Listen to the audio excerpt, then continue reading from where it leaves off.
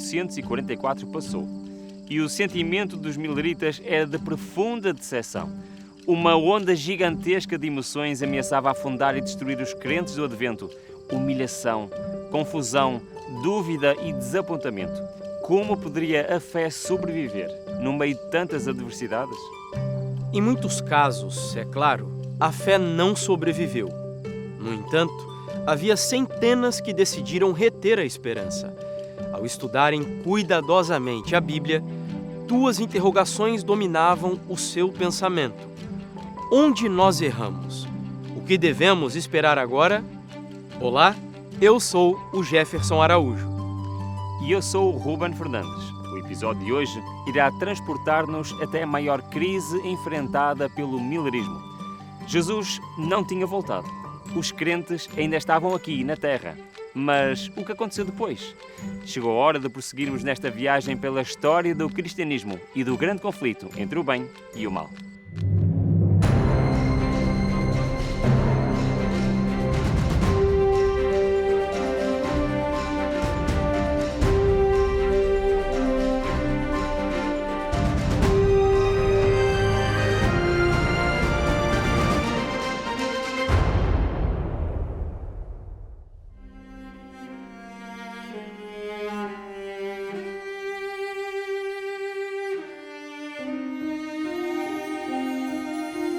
O desapontamento foi algo terrível para os seguidores da mensagem do Advento. Eles acreditavam fielmente que a última advertência ao mundo foi anunciada e, por isso, renunciaram a tudo por Jesus Cristo. Mas ele não veio.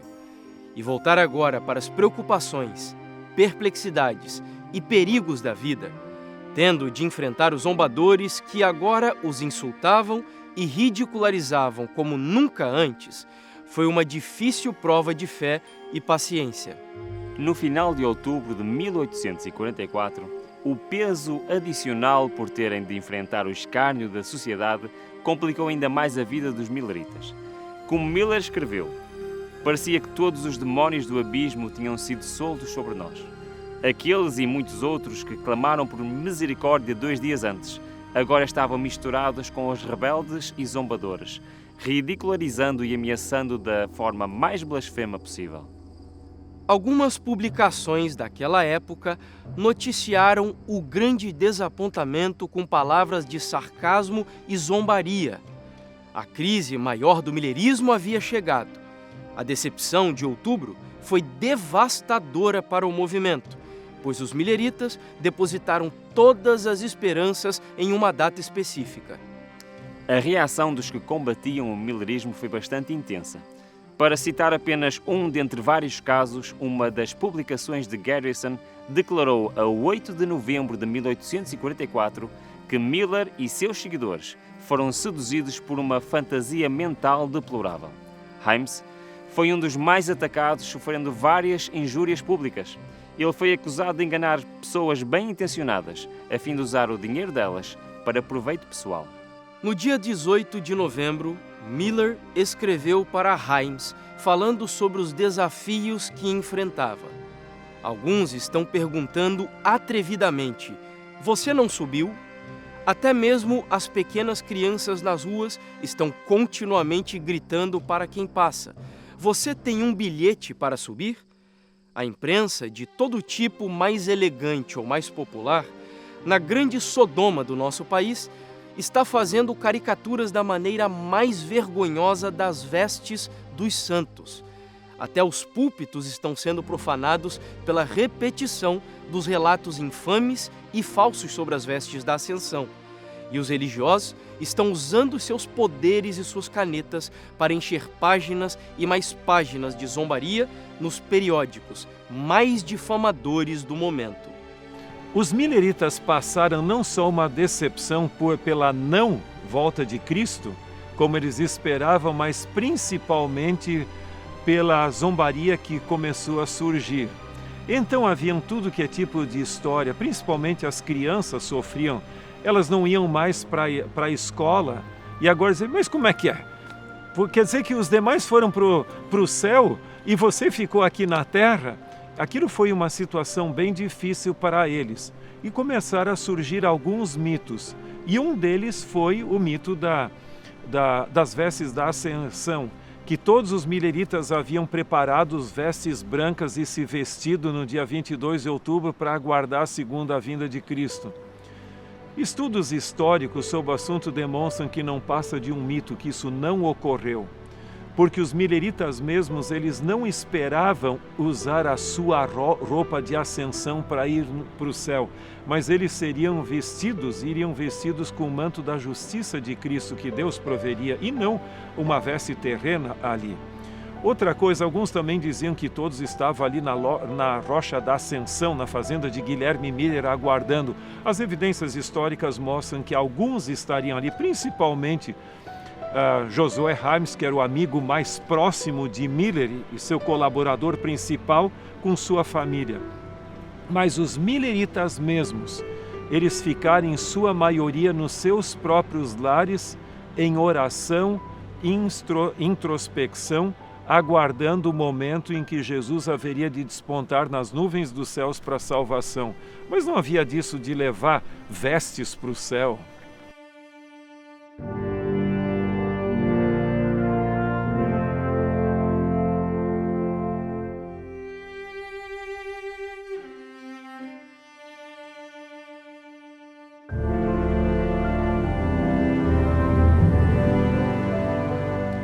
O grande grupo de milleritas encontrava-se como ovelhas sem pastor. Poucas semanas antes, milhares tinham-se desvinculado das suas igrejas e credos. Agora, encontravam-se sem qualquer organização humana que se responsabilizasse pelo seu bem-estar espiritual. Estavam numa posição em que, a menos que Deus os guiasse e os mantivesse, estariam suscetíveis a aceitar explicações falsas ou a perder a paciência e abandonar a fé na sua experiência passada. Alguns assim fizeram, enquanto outros permaneceram em oração e mergulharam num estudo sincero da Bíblia. Além dos ataques de fora, os milleritas precisariam lidar com grandes desafios internos. Confusão e desorientação caracterizaram o grupo depois do desapontamento até o final do ano de 1844. Por um período, muitos continuaram a buscar diariamente o cumprimento imediato da profecia dos 2.300 dias e a volta de Cristo. Entretanto, todas as previsões acabaram em frustração. O problema ocorria porque a liderança do movimento não chegava a um acordo quanto ao que havia acontecido de errado e o que poderia ser dito e feito. Ainda pairava uma incerteza relativamente à profecia dos 2.300 anos. Deveria tudo ser descartado ou haveria algum erro no cálculo do tempo e no evento aguardado? Com o passar dos dias, a união do movimento começou a desgastar-se. As discussões provocaram a formação de diferentes grupos que começaram a juntar-se em função do tema que defendiam. O millerismo estava a entrar no que alguns participantes se referiam como o tempo da dispersão. A guerra doutrinária se tornou amplamente diversificada e criou divisões. Se por um lado ela foi benéfica e bíblica, por outro ela causou grandes problemas. Em meados de 1845 já existiam cerca de 25 divisões daquilo que fora um único corpo unido. Alguns, na tradição estabelecida pelo millerismo, continuaram marcando datas. É importante ressaltar que Miller e Himes já não concordavam mais com isso, desencorajando os seus seguidores de tal procedimento. Outros milleritas voltaram-se para novas ênfases, que destacavam ensinamentos como o lava-pés, os dons carismáticos, o ósculo santo, o milénio como invento passado, a porta da graça fechada e um número razoável de outros temas. A discussão era aberta e geralmente acontecia por intermédio da imprensa. Um dos principais pontos de discórdia era a questão da porta fechada.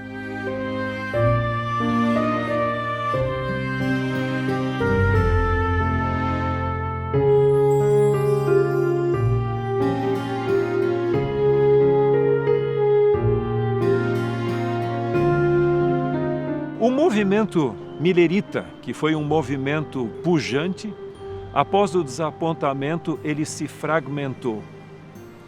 Em realidade, tem uma revista da época que fala de 25 diferentes ramificações, mas sem entrar nesses pequenos detalhes, nós poderíamos resumir em poucas palavras dizendo de que o movimento milerita teve duas grandes fragmentações: aqueles que abandonaram a fé e aqueles que mantiveram a fé. Aqueles que mantiveram a fé no cristianismo se dividiram em dois grupos também: aqueles que mantiveram a esperança da segunda vinda e aqueles que abandonaram a esperança e voltaram às suas igrejas de origem.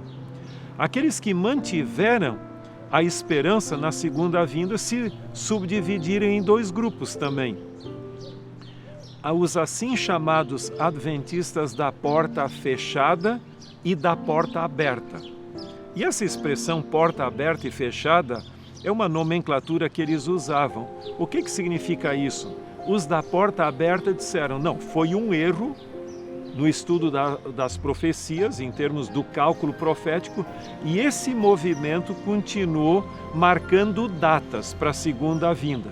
Ele se subdividiu em dois grupos básicos, e o que dividiu foi aqueles que criam na imortalidade natural da alma, deu origem aos adventistas evangélicos, e aquele grupo que cria na mortalidade da alma, ou da inconsciência do ser humano na morte, e que deu origem aos cristãos adventistas, assim chamados. Por sua vez, o grupo dos que criam na teoria da porta fechada se dividiram também em dois grupos. Um deles eram os assim chamados espiritualizadores, que diziam: Jesus veio em 1844, mas de forma espiritual e não de forma física ou literal.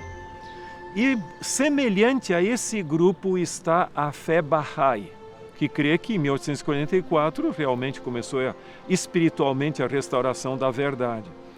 Por sua vez, o outro grupo que deu origem aos adventistas do sétimo dia, e esse grupo ele creu, com base no estudo de Daniel e Apocalipse, que em 1844, ao término das 2.300 tardes e manhãs, ocorreu a transição de Cristo, como fala Daniel 7, onde chegou o ancião de dias, o Filho do Homem, o ancião de dias, os livros foram abertos e começou o juízo. Então, para eles é uma nova fase no ministério de Cristo no santuário celestial.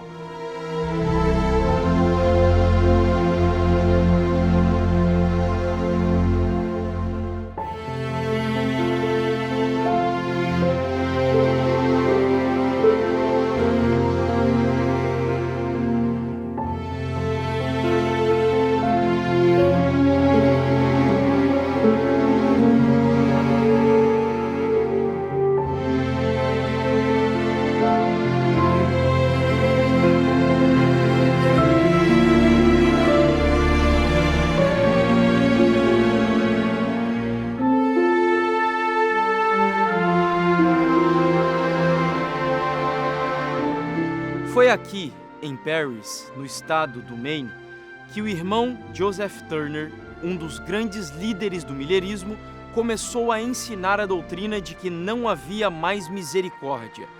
O destino da humanidade já estava decidido. Na tentativa de sustentar a validade profética de 22 de outubro, na visão de Turner, tanto a data quanto o evento estavam corretos e foram cumpridos. Jesus teria voltado espiritualmente e a porta da graça tinha se fechado para os que rejeitaram o clamor da meia-noite. Por um tempo, muitos o seguiram aqui, nesta região do país. Surgiu um outro grupo de fanáticos baseados na teoria da porta fechada, que causava sérias preocupações a Joshua Himes e a Guilherme Miller. Alguns deles chegaram ao ponto de acreditar que viviam acima do pecado. Diziam que os santos tinham alcançado o estágio da perfeição plena e que não mais morreriam. Outros, em número significativo, acreditavam que seria pecado trabalhar, pois estavam no 7º milénio, que seria o descanso eterno que Deus tinha começado. Estes são alguns exemplos de crenças absurdas que se desenvolveram na ala extremista do milerismo. No verão de 1845, Miller escreveu: "Não tenho confiança em quaisquer das novas teorias que têm se desenvolvido a partir do movimento do 7º mês, a saber, que Cristo veio como o noivo, que a porta da graça foi fechada, ou que ela foi um cumprimento da profecia em qualquer sentido. O espírito de fanatismo que resultou dela, em alguns lugares, levando a extravagâncias e excessos, considero como da mesma natureza daqueles que retardaram a reforma na Alemanha." Sempre que Deus tem um plano para realizar algo especial com o seu povo, Satanás esperta os seus instrumentos para lutarem por causa de pontos de menor importância. O objetivo dele é desviar a atenção do verdadeiro assunto. Quando uma boa obra é iniciada, há pessoas prontas para suscitar discussões sem sentido, para desviar as mentes do que realmente importa. Foi assim na época da Igreja Apostólica, foi assim na época da Reforma e também no movimento Millerita. Na subdivisão ou na ramificação dos adventistas da porta fechada, você tem aquele grupo dos espiritualizadores. Esses poderiam ser considerados os fanáticos, porque ali ocorreram várias coisas, algumas manifestações até carismáticas, em certo sentido, mas haviam também aqueles que achavam que, de acordo com o texto bíblico, nós temos que nos tornar como crianças. Então, eles até adultos começavam a engatinhar assim no chão e diziam: por que não? Porque nós temos que nos tornar como crianças, então temos que nos humilhar dessa forma. Também ocorreu o lava-pés, que é uma prática bíblica, mas às vezes as pessoas exageravam, porque alguns homens gostariam de lavar os pés das mulheres e coisa assim. Eu sei que algumas até rejeitaram isso. Houve manifestações nas quais pessoas caíam até, mais ou menos como ocorre em alguns movimentos carismáticos contemporâneos. Então, praticamente naquele grupo, algumas pessoas, como Ellen White mesmo, encontrou pessoas que aceitaram a mensagem, mas que teriam que ser reprovados de suas distorções da palavra de Deus, e especialmente esse tipo de comportamento, quando a Bíblia diz que devem se tornar como crianças, não é dizer agora se comportar como uma criança no solo ali. Eu acho que é uma questão de humildade. A criança tem uma inocência, mais ou menos assim, de ser uma criança sem malícia, e nesse sentido de ser uma pessoa, um cristão humilde.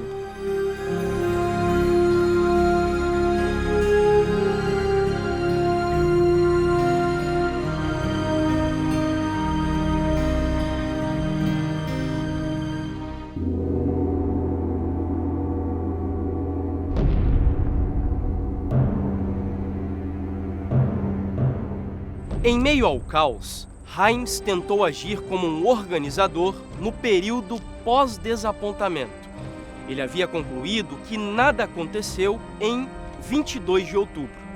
Seu objetivo era fazer com que os milleritas se reerguessem, mesmo diante das dificuldades internas e dos críticos externos.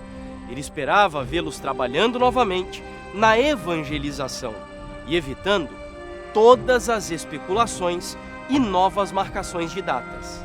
Miller e Himes estavam a sofrer com esta situação caótica do movimento. Finalmente, com o propósito de definir uma posição e determinar quais seriam as crenças que eles apoiariam, decidiram convocar uma assembleia aqui em Albany, Nova York, a 29 de abril de 1843. Os que acreditavam na doutrina da porta fechada e os que tinham desenvolvido novas doutrinas não foram convidados.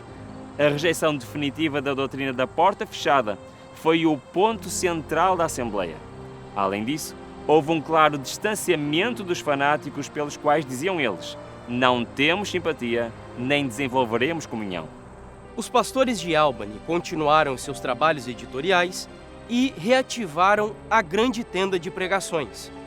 Contudo, depois da morte de Miller, o adventismo de Albany experimentaria mais mudanças radicais.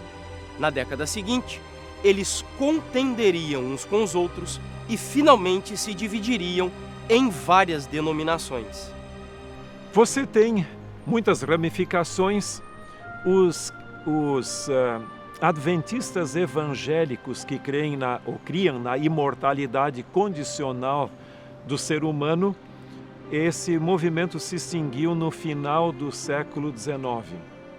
Por sua vez, os cristãos adventistas que creem na mortalidade do ser humano, ou seja, que a alma não é naturalmente imortal, esse movimento existe até hoje. Por exemplo, a própria capela de Guilherme Miller, aquela que ele construiu na sua fazenda após o desapontamento, porque ele também não era muito bem-vindo em algumas outras igrejas, é de propriedade, pode ser usada pelos dois, a Igreja Adventista do Sétimo Dia, os cristãos adventistas. Eles possuem aquela capela e existem hoje, mas têm declinado significativamente em números. Eles tinham uma escola de ensino superior, e essa escola até chegou a ser vendida. Então eles existem, mas não são tão pujantes. Eu tive contato com uma outra ramificação pequena, chamados Adventistas da Era Vindoura.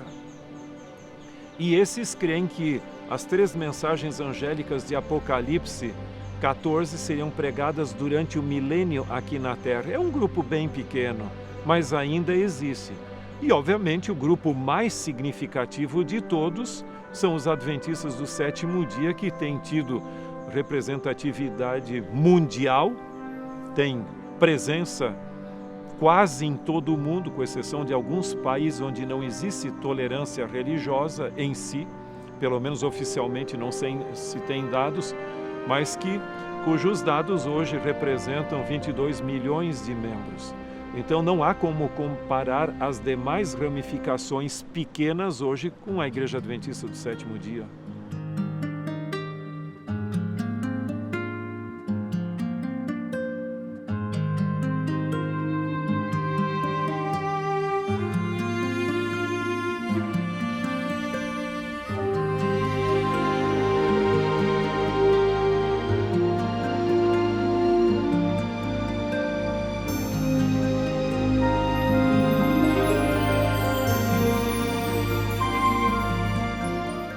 E quanto a Guilherme Miller, o que aconteceu com o grande líder do movimento que levou o seu próprio nome?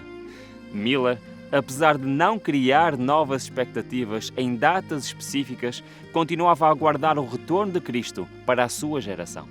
Ele escreveu: "Tenho fixado a minha mente em outro tempo, e aqui pretendo permanecer até que Deus me dê mais luz. E esse tempo é hoje, hoje e hoje, até que Ele venha, e eu veja aquele por quem a minha alma anseia." Em 1848, Miller mandou construir esta capela aqui na sua fazenda, onde aqueles que continuavam aguardando o advento do Senhor pudessem prestar culto a Deus.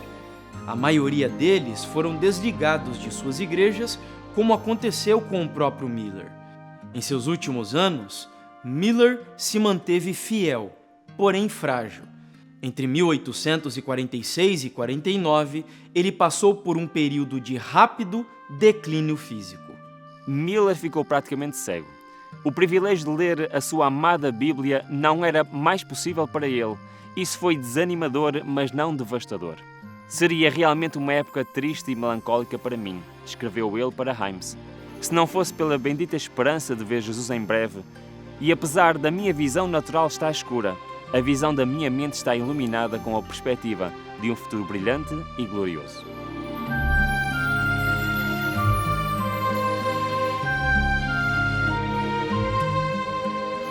A saúde de Miller piorou muito depois de abril de 1848. Himes acompanhou os últimos dias de seu grande amigo. Apesar de Miller não conseguir falar, de tempos em tempos ele pronunciava frases curtas e palavras de louvor e adoração a Deus. No entanto, a manhã do dia 20 de dezembro de 1849 foi a sua última. Pouco depois das 3 horas da tarde, este grande servo de Deus descansou. Guilherme Miller foi enterrado aqui, no cemitério de Lohampton, a uma curta distância de sua casa. Ele descansou em Jesus Cristo e ressuscitará no grande dia da volta do Senhor. Nesta sua lápide, na sua sepultura, encontra-se uma citação do profeta Daniel: "No tempo determinado virá o fim". Então, isto quer dizer que a história do millerismo terminou aqui, neste cemitério?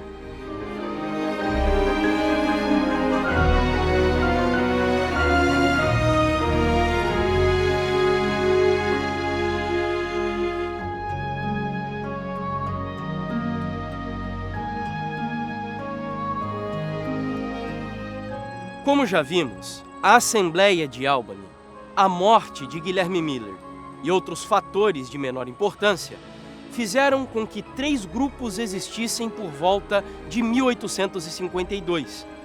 Um desses grupos permaneceu acreditando na data de 1844, porém, reconsiderou a natureza do evento que aconteceu naquele ano. Este grupo, mesmo antes da Conferência de Albany, já era um pequeno povo distinto que começou a se organizar em torno de crenças bastante peculiares, além de um sentimento de evangelização muito profundo. A maioria eram leigos ou desconhecidos pregadores do advento que, a princípio, não tinham nenhuma coesão. Gradualmente, porém, através da oração, do estudo intenso da Bíblia e do que viam como um direcionamento divino, eles desenvolveram uma série de crenças que explicaram a grande decepção. Finalmente, este grupo tornou-se o grande movimento adventista, com uma identidade profética, uma mensagem profética, também com um estilo de vida profético e com uma missão profética em todo o mundo. Se Deus realmente esteve à frente deste movimento, ele não podia se resumir a extravagâncias e divisões. Este grupo não encontrou erro no cálculo dos 2.300 anos. Por isso, deu atenção especial ao assunto do santuário. E a descoberta foi surpreendente. Você quer saber o que aconteceu?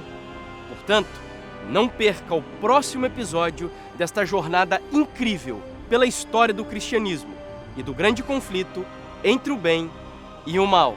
Até lá!